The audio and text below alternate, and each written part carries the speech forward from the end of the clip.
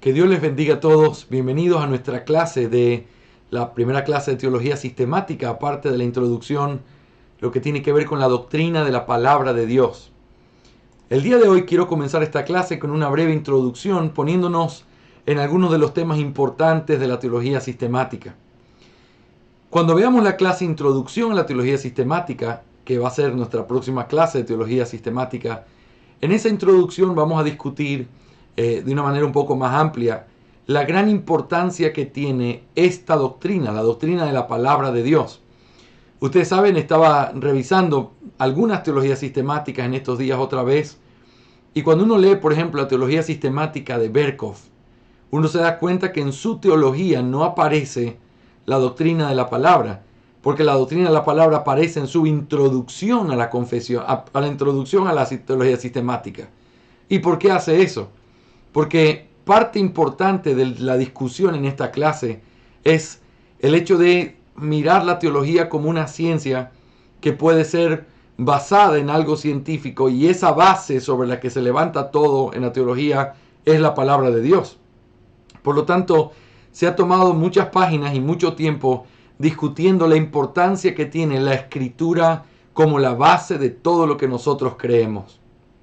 Nosotros vamos a hablar de eso en esta clase de la doctrina de la palabra de Dios a lo largo de nuestro curso de esta clase de teología sistemática. Sin embargo, hoy solo quiero introducir a lo que tiene que ver con esta clase, quiero introducir algunos pensamientos importantes directamente hablando de las Sagradas Escrituras, la doctrina de las Sagradas Escrituras. Quisiera empezar diciendo lo siguiente: la obra de Satanás siempre ha sido tratar de negar la palabra de Dios y provocar incertidumbre y dudas a su alrededor.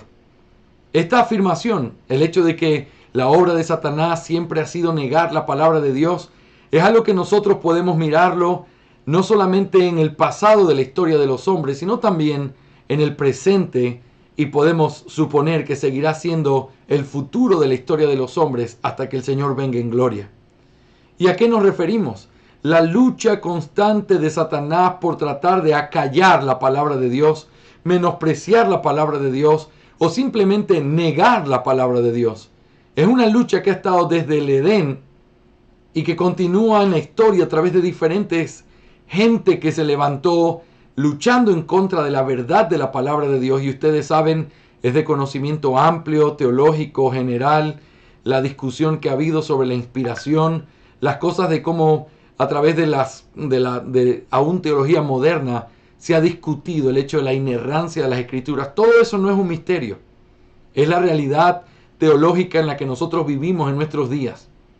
Pero esa realidad surge del mismo problema, y el problema es este: Satanás siempre ha querido golpear, tocar, despreciar, limitar lo que la palabra de Dios es. Por lo tanto, en ese contexto, nosotros necesitamos poder mirar con mucho detalle lo que significa esta obra de Satanás. Y por eso quiero que me acompañen. Vamos a ir al Antiguo Testamento y vamos a ir al principio.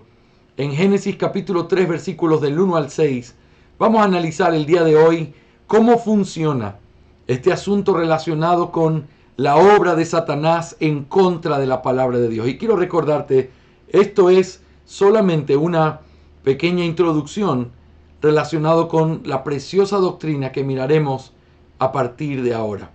Esto es solamente una pequeña introducción. Así que quiero pedirte que me acompañes a leer Génesis capítulo 3, los versículos 1 al 6. Génesis 3, 1 al 6. La palabra del Señor dice de la siguiente manera, solamente un minuto.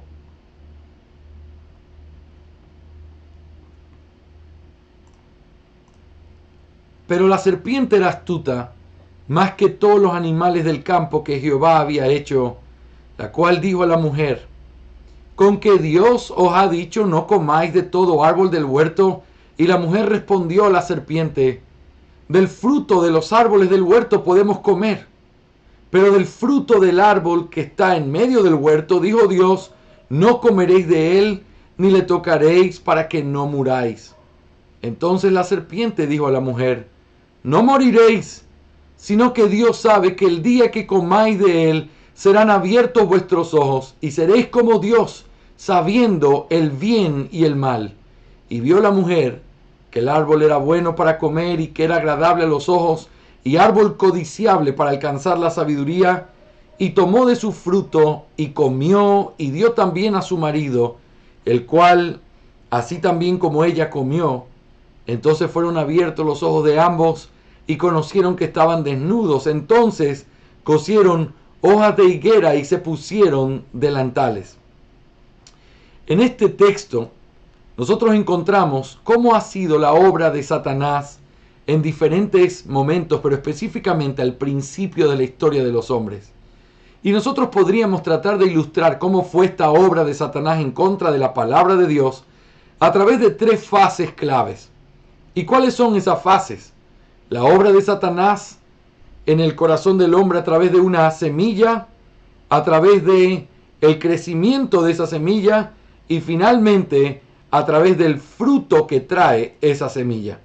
Así que podríamos decir sin ningún temor que pudiéramos ilustrarlo de una manera clara, de una manera muy evidente, qué es lo que nosotros vemos en este punto. Ahora, présteme el cargador del teléfono, por favor.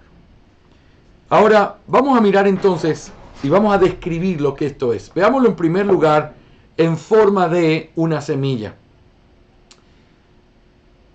La obra de Satanás se levanta en forma de una semilla cuando nosotros pensamos en cómo Satanás levanta sospecha sobre las palabras de Dios en forma de una pequeña duda. Simplemente la pone en el corazón y hace que los hombres comiencen a pensar en lo que él está diciendo. En primer lugar, miren el versículo 1. Las palabras son estas: ¿con que Dios os ha dicho, no comáis de todo árbol del huerto? ¿Con que Dios os ha dicho eso?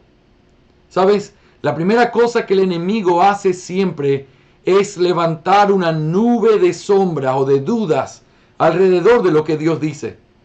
La pregunta de la serpiente no contiene abiertamente un elemento de negación de las palabras de Dios, sino una actitud sospechosa. La repetición de las palabras que Dios había dicho y por parte de la serpiente sugieren un cuestionamiento. ¿Y cuál es ese cuestionamiento? ¿Con que Dios os ha dicho? ¿Con que Dios os ha dicho? Él está haciendo aquí, o lo que está tratando de hacer, es levantar una sospecha real en contra de lo que Dios dijo. Pero en segundo lugar, no solamente pone la duda de qué es lo que Dios dijo, sino que ahora abiertamente niega la palabra de Dios. Y eso lo encontramos en el versículo 4. Entonces la serpiente dijo a la mujer, y esto es después de que Eva responde, no, sino que Dios nos ha dicho esto. La serpiente le dice, no moriréis, no moriréis. Claramente en el texto nosotros vemos que Dios les advirtió, si ellos comían, iban a morir. No era una advertencia que se podía dudar de lo que decía, era claramente explicada y abiertamente dicha, el día que comas morirás. Sin embargo, abiertamente y deliberadamente Satanás dice, no morirán. Finalmente, lo que Satanás hace en esta forma de semilla es cuestionar la bondad de Dios. Él dice en el versículo 7, no moriréis. En el versículo 5, sino que sabe Dios que el día que comáis de él serán abiertos vuestros ojos. Y escuchen esto, y seréis como Dios, sabiendo el bien y el mal.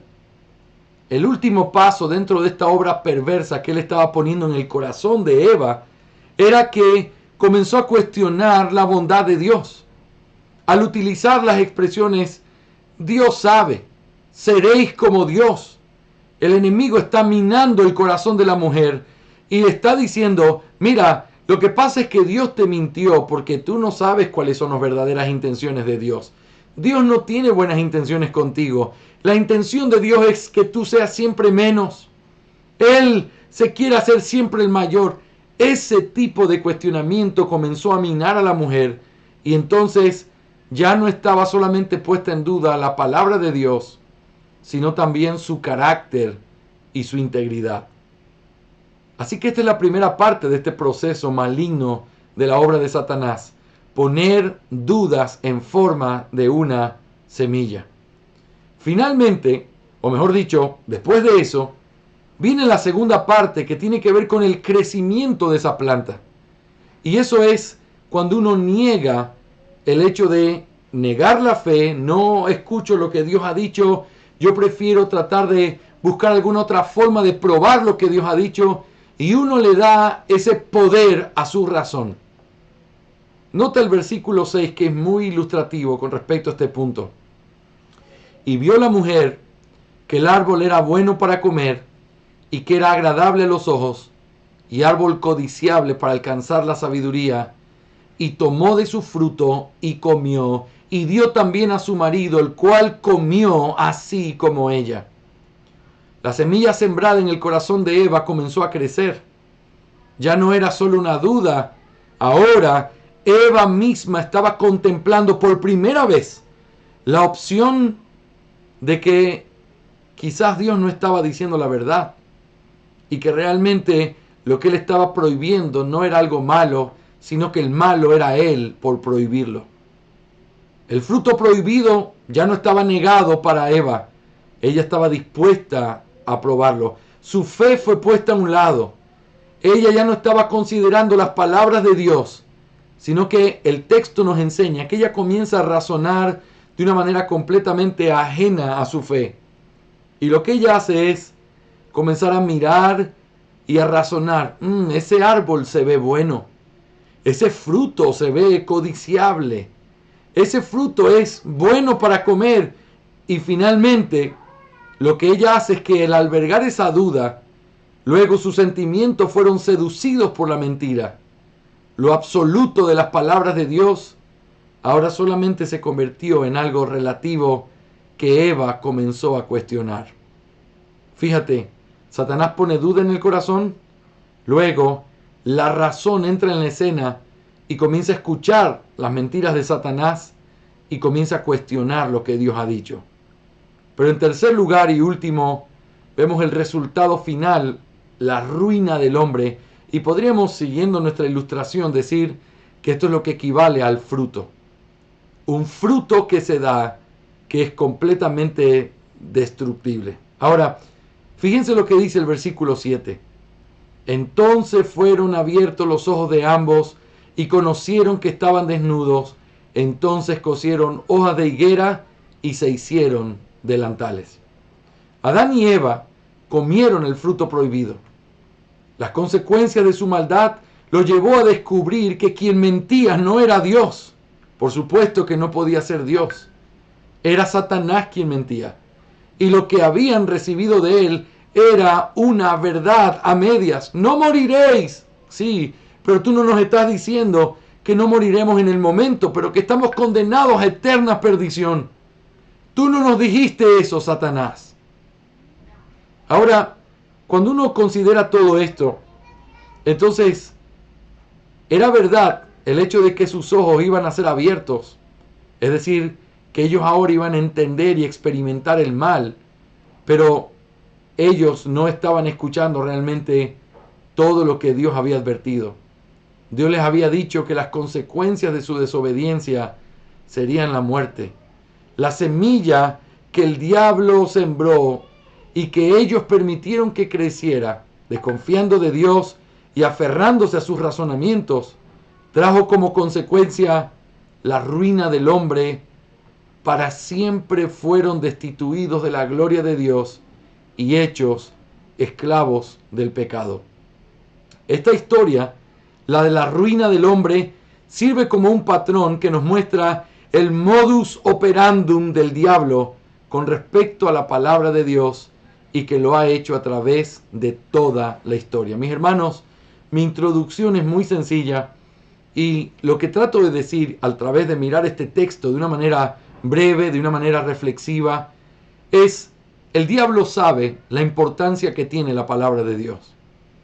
El diablo sabe, y lo ha sabido a lo largo de toda la historia, todo lo que la palabra de Dios es. Ella es verdadera, ella se cumple, ella es capaz de transformar a los hombres, es capaz de hacer una nueva creación. Ella tiene todo ese poder y tiene toda esa autoridad. Sin embargo, el punto clave que nosotros vemos aquí es que tiene que ver con algo que el diablo siempre va a utilizar. Como sabe el poder que tiene, entonces su mejor estrategia es tratar de desmentirla, poner dudas en el corazón del hombre y finalmente comenzar a cosechar el fruto de un razonamiento que abraza esas dudas, que cuestiona quién es Dios y que comienza a obrar de una manera en la que no debe hacerlo. Por lo tanto, mis hermanos,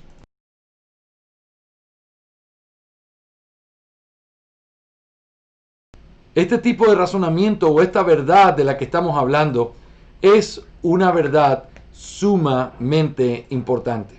Ahora, mi punto es, pero no es solamente esto lo que él utilizó en el pasado, sino que esto es lo que él ha utilizado también a lo largo de toda la historia de los hombres.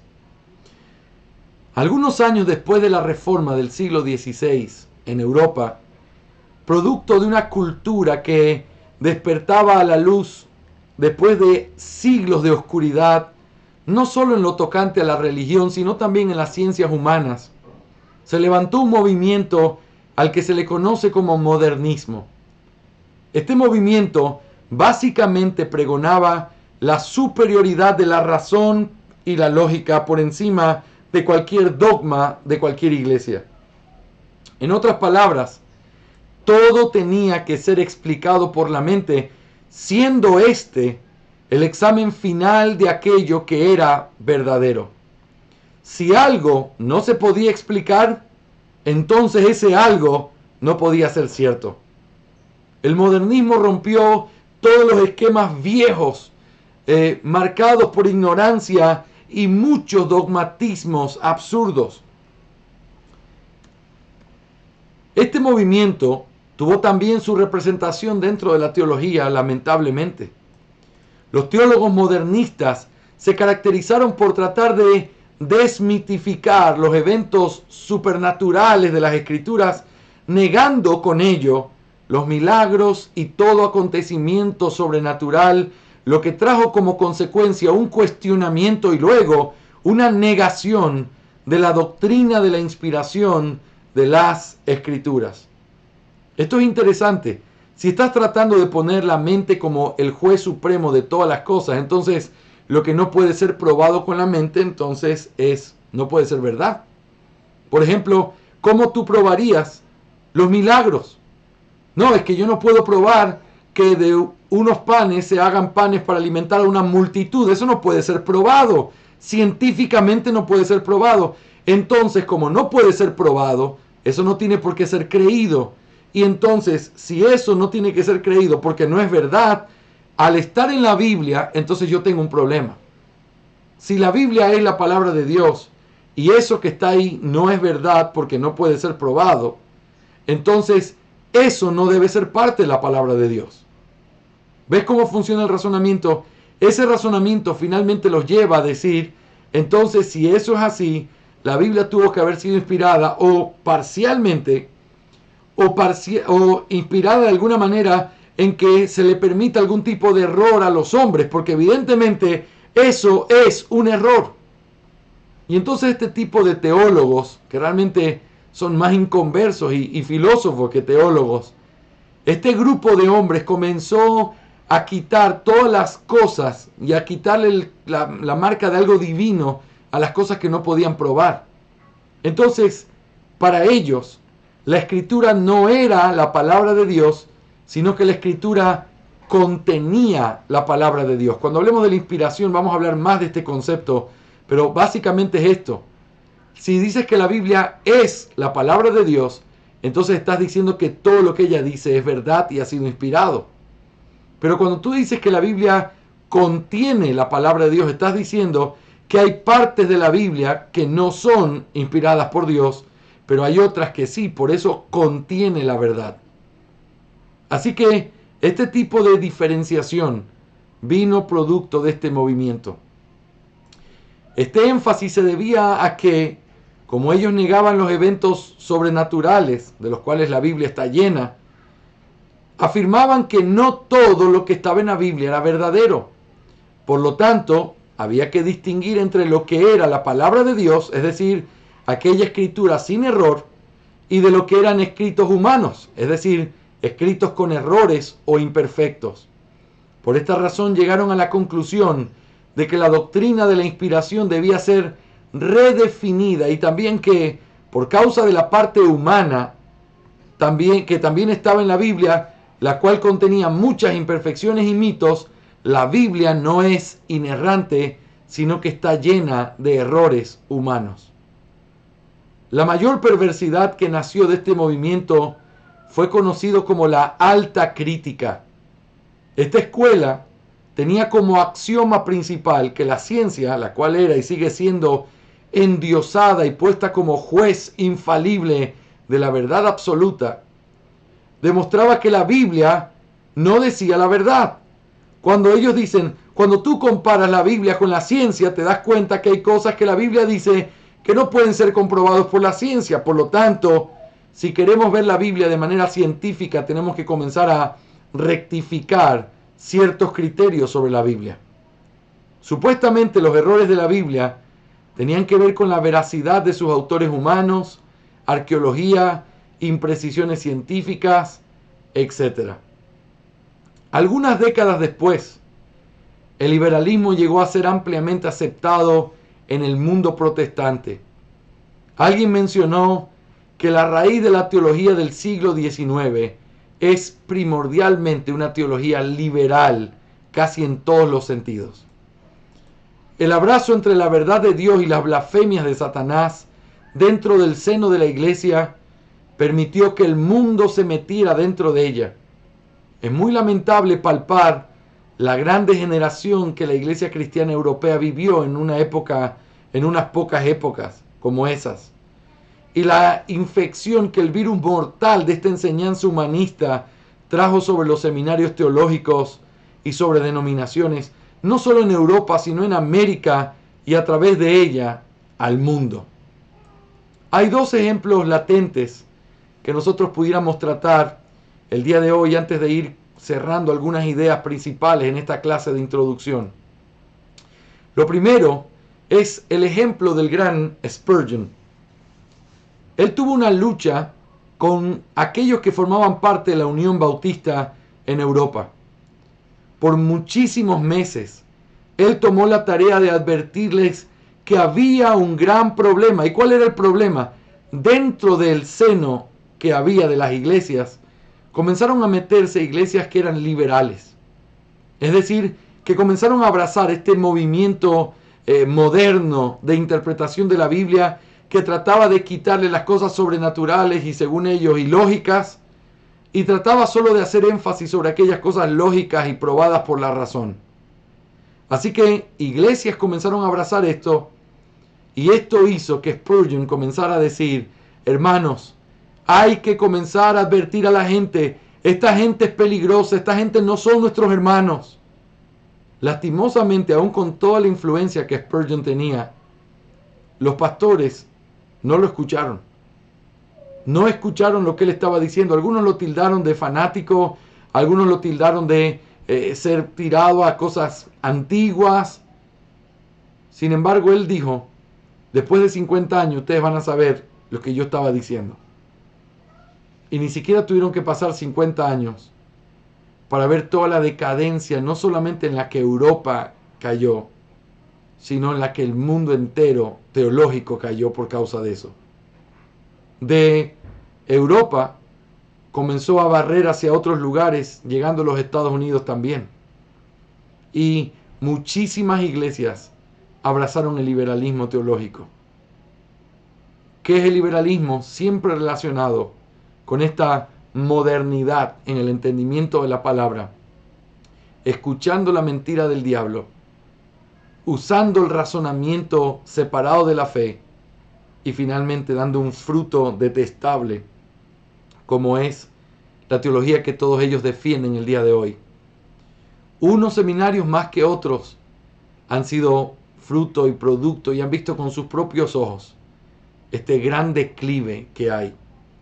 En nuestro país hay una pequeña tendencia a través de algunos profesores liberales que los seminarios de mayor renombre en nuestro país tienen.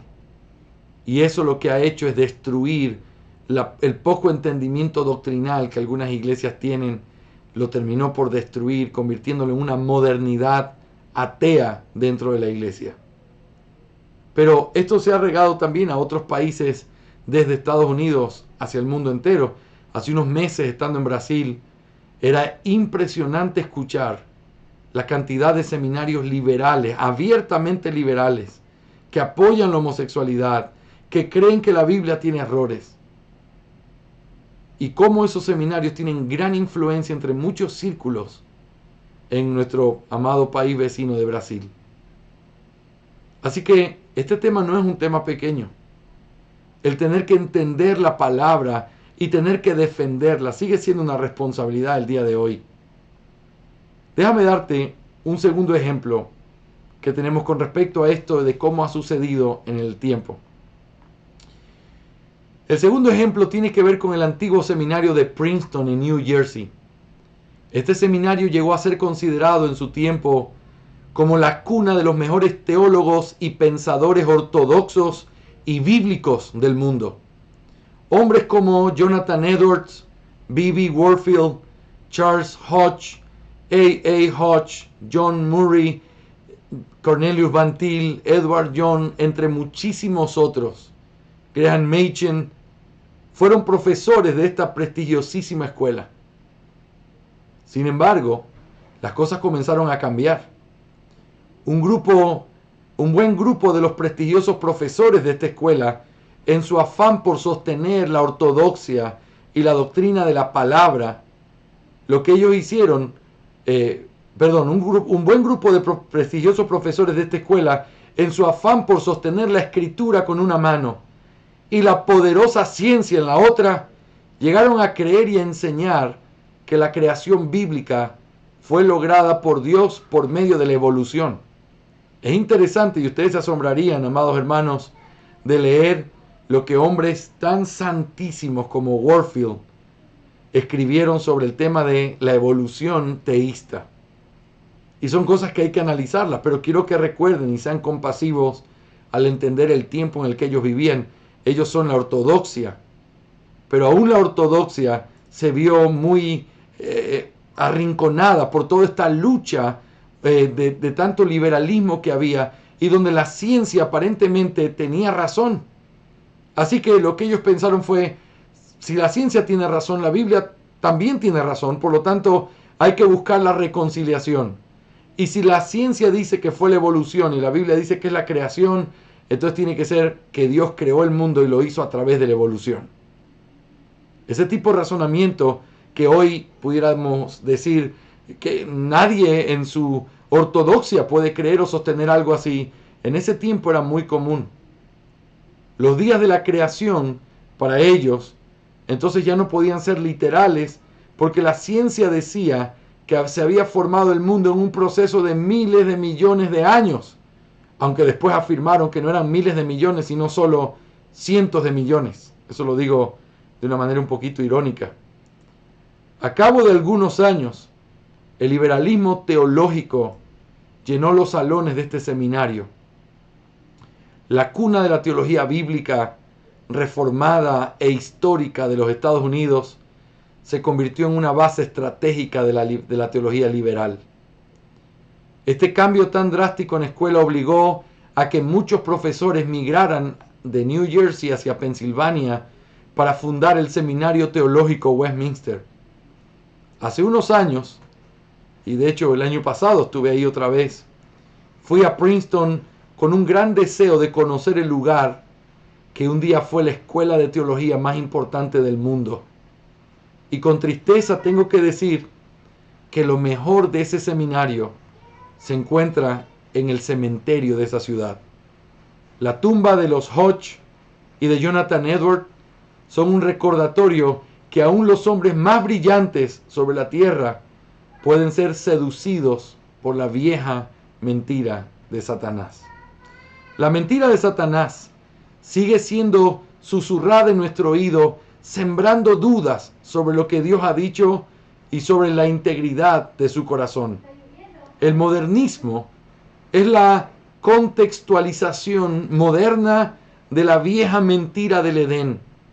Hoy nos encontramos frente a un postmodernismo viciado de la fragancia del modernismo histórico que busca destruir las bases de la fe cristiana para la cultura del siglo XXI. ¿Qué se requiere entonces de la iglesia y qué se requiere, mis hermanos amados, de hombres como ustedes? ¿Qué se requiere de un hombre fiel? ¿Saben qué se requiere? Que se levante en alto la palabra de Dios. El apóstol nos dijo que no debemos ignorar las maquinaciones del enemigo. La buena noticia es que la palabra de Dios nos exhibe la perversidad de nuestro enemigo y nos revela la estrategia que usó en el principio, la cual es la misma que ha utilizado en la historia y que seguirá utilizando a lo largo de nuestras vidas. Dios nos llama a creer su verdad y a desoír la voz mentirosa de Satanás. Hay un precioso himno que nosotros cantamos, que es el himno Bellas Palabras de Vida, y solo quiero leerlo para ustedes. Oh, cantádmelas otra vez, bellas palabras de vida. Hallo en ellas mi gozo y luz. Bellas palabras de vida, sí, de luz y vida. Son sostén y guía. Qué bellas son, qué bellas son. Bellas palabras de vida. Jesucristo a todos da. Bellas palabras de vida. Hoy escúchalas, pecador. Bellas palabras de vida. Bondadoso te salva y al cielo te llama. Qué bellas son, qué bellas son. Bellas palabras de vida. Y el último estrofa dice: grato el cántico sonará. Bellas palabras de vida. Tus pecados perdonará. Bellas palabras de vida. Sí, de luz y vida. Son sostén y guía. Qué bellas son, qué bellas son. Bellas palabras de vida. Nuestra doctrina de la palabra de Dios es un eje fundamental en todo lo que nosotros creemos como cristianos. Desde las cosas más profundas, teológicas, hasta las cosas más prácticas de nuestra vida, todo está completamente conectado y en relación a lo que nosotros creemos que Dios dice en su palabra y la forma en cómo interpretamos lo que Dios dice en su palabra. Si alguien mina el fundamento de nuestra casa, entonces nuestra casa está próxima a ser derribada. Hermanos, hoy nosotros estamos en una lucha por la verdad, en una lucha en la que muchos hombres, y hoy más que nunca, aun cuando yo escribí estas palabras hace algunos años atrás, ni siquiera se puede comparar con las cosas que hoy nosotros escuchamos con respecto a todo el movimiento gay, el movimiento de homosexuales, pidiendo que se respeten sus derechos, metiéndose en la iglesia, pastores apoyando las relaciones homosexuales. Todo ese tipo de perdición es producto de escuchar al diablo y dejar de escuchar lo que Dios dice en su palabra. Hermanos, sea Dios veraz y todo hombre mentiroso.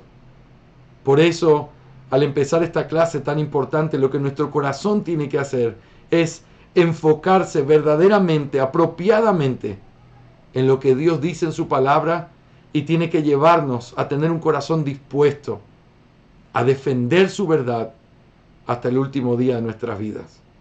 Mi propósito es entrenarlos a ustedes, enseñarles a ustedes, para que su única base, su único fundamento y la única verdad con la cual vivan y por la cual estén dispuestos a morir sea la palabra de Dios. Vamos a terminar aquí nuestra introducción a esta clase. En nuestra próxima clase tendremos ya comenzando a desarrollar desde la perspectiva confesional nuestra doctrina de la palabra y nos meteremos en diferentes temas relacionados con lo que Dios espera de nosotros y pide de nosotros en un asunto tan importante como este. Hermanos, esta doctrina sigue siendo una doctrina importante y sigue siendo una verdad que tiene que ser defendida hasta la muerte por el pueblo de Dios. A Él sea la gloria y gracias a Él por su bendita palabra. Que el Señor bendiga nuestro caminar y bendiga lo que vamos a hacer a lo largo de estas clases en la doctrina de la palabra de Dios. Hasta aquí nuestra primera clase.